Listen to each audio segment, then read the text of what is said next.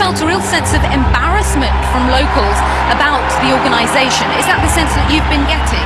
Definitely, initially when the report started to come out, people here in Delhi were fed up. They were fed up with the kind of money that was being spent, and there were questions asked. Should India be putting on such a huge event? Should India be spending this kind of money on such a big event?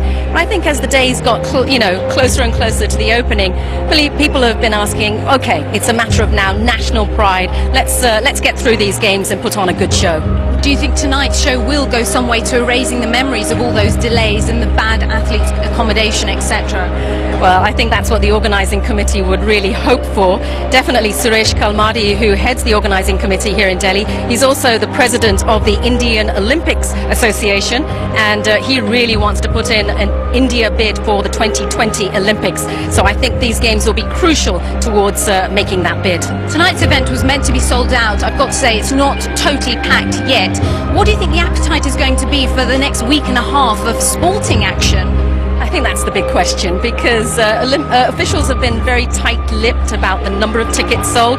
We can see more or less a full stadium here, but opening and closing are supposed to be full stadiums. It now depends on how many people will go to the events. It might depend on what this ceremony is like, really. Thanks very much, Tinku. Well, India is about to make its statement to the world, and I'll be watching the whole show from here soon. Thanks very much to Sonali and to Tinku. Yes, the games really need to be good, and the opening ceremony can often really kick-start that. Was that something that you enjoyed, Ian?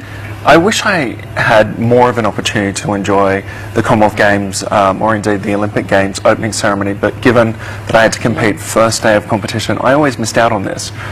So I used to have to watch it back in the village with some of the other athletes whilst everyone else was going out there and celebrating. But I think what we'll be looking for is a good opening and a good start, given that there's been so many bad kind of recollections of what's been going on in India, that we'd like to kick this off with a really positive start. Yes, because Denise, we're hearing from a lot of the home athletes from the UK how good the conditions are there and the facilities, and they're enjoying the moment. And we've got to be positive. Everyone's talking about the negatives, and we have to, because they could emerge, but there's positives as well. I think the opening ceremony really does signify that the games are underway, and all that negativity really has to go to bed. It's finished, and it's about the athletes, it's about the people that are competing and the competitions. These athletes have prepared very well for these games, and they want to get it going. Yeah, and it does need to be successful, doesn't it? And there's often a lot of criticism about the Commonwealth Games and its future. It needs a good games. Yeah, I think so, and I think, unfortunately, we've had so many top-class athletes I've pulled out of it, and it's kind of made that kind of negative effect and made the Commonwealth seem not as important as it used to be. It still is an important championships, and you'll see by the performances, hopefully, this week. Well, of course, yeah, the headlines have been all about the difficulty in the build-up to these games, and a lot of pressure on the host city. Well, let's rejoin Sonali, who takes us through maybe 10 things you probably didn't know about the host city, Delhi.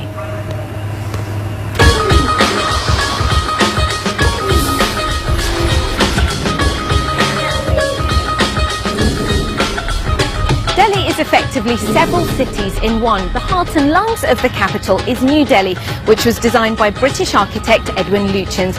Wide tree-lined streets and sprawling white bungalows are its key features. War Memorial India Gate, its most magnificent landmark. The city lies on the banks of the Yamuna, the largest tributary river of the Ganges. Now, you can find the occasional crocodile in there, but today its biggest threat is dengue mosquitoes. With a population of more than 16 million and more vehicles on the roads here than in Mumbai, Chennai and Calcutta combined, Delhi claims to be one of the greenest capitals in the world, with more than 20% of the city under forest and tree cover. Because Delhi has been the capital of several dynasties and empires down the ages, it's got more monuments belonging to different periods of history than any other Indian city. This is one of 1,300 of them. One of Delhi's most popular tourist attractions is Humayun's tomb, the mausoleum for the second Mughal emperor of India. Its mix of Persian architecture and indigenous building styles is said to have inspired the mighty Taj Mahal.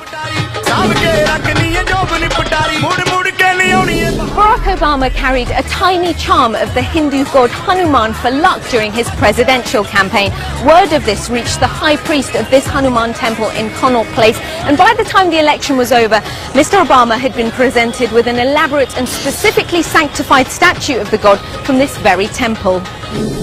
Delhi's most powerful resident is Italian-born Sonia Gandhi. As leader of the largest party in the largest democracy in the world, she's actually one of the most powerful people on the planet. And that's despite giving up the role of Prime Minister for herself after controversy over her foreign origins. That's one of India's oldest cricket grounds, the Firozshah Kotla Stadium, which was established in 1883. Its very first test match was played in 1948, when a newly independent India took on the West Indies. The Indian capital's most famous export is Bollywood megastar Shah Rukh Khan, with a fan base of more than 3 billion worldwide. He's the global movie industry's most successful name. Despite India being famous for its food, Delhi doesn't really have a specific cuisine of its own.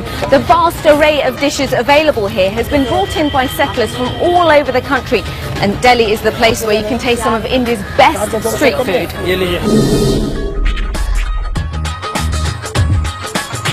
Making me very hungry there, but wonderful scenes, and I'm sure we'll get to know a lot more about the host city Delhi and indeed its people. But this afternoon it's all about the opening ceremony at the Nehru Stadium there, and Prince Charles, seen here arriving at the stadium. He's representing Her Majesty the Queen, the head of the Commonwealth, who can't be there. He will officially open the games.